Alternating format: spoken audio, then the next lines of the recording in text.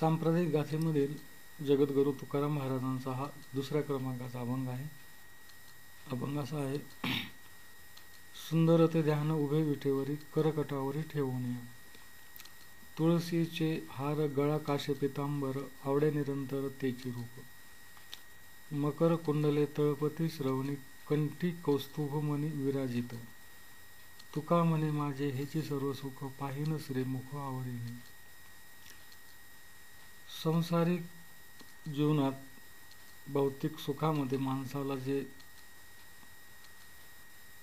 डोळ्यांना जे आवडतं ते प्रत्येक माणसाची आवड ही वेगळी आहे. कोणाला काय आवडतं, कोणाला काय आवडतं, कोणाला कशात सुख मिळतं.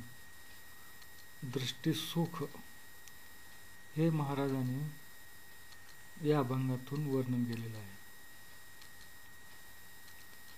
माझी जी दृष्टी आहे, माझे जे डोळे आहेत, हे फक्त तुझंच रूप पाहून. ते रूप कसं आहे तुझं?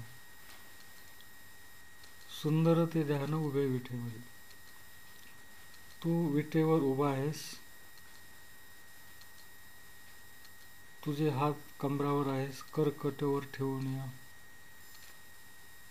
तुळशीचे हार गळा काश पितांबर.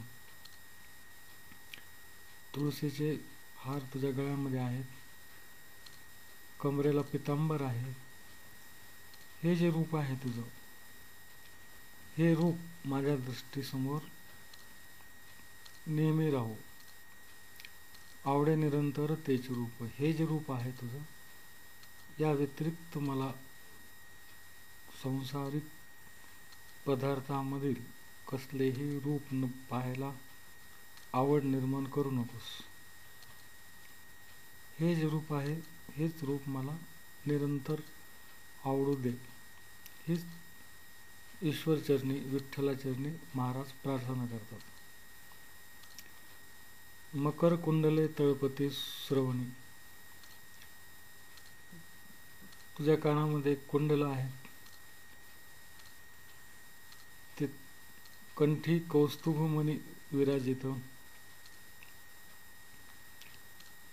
कंठामध्ये कौस्तुभ मणी आहे. आणि याप्रमाणे तुझं जे रूप आहे, ते रूप यामध्येच माझं सर्व सुख समावलेलं आहे. तुका म्हणे माझे हेची सर्व सुख पाहिन श्रीमुख आवडेन. हे जे तुझं रूप आहे, हे मी आवडीनं पाहिल अशी मला शक्ती दे.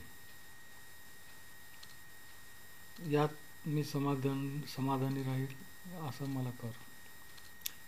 माझे डोळे इतरत्र कोणत्याही गोष्टीकडे जाऊ नयेत, हे मला असे दान दे.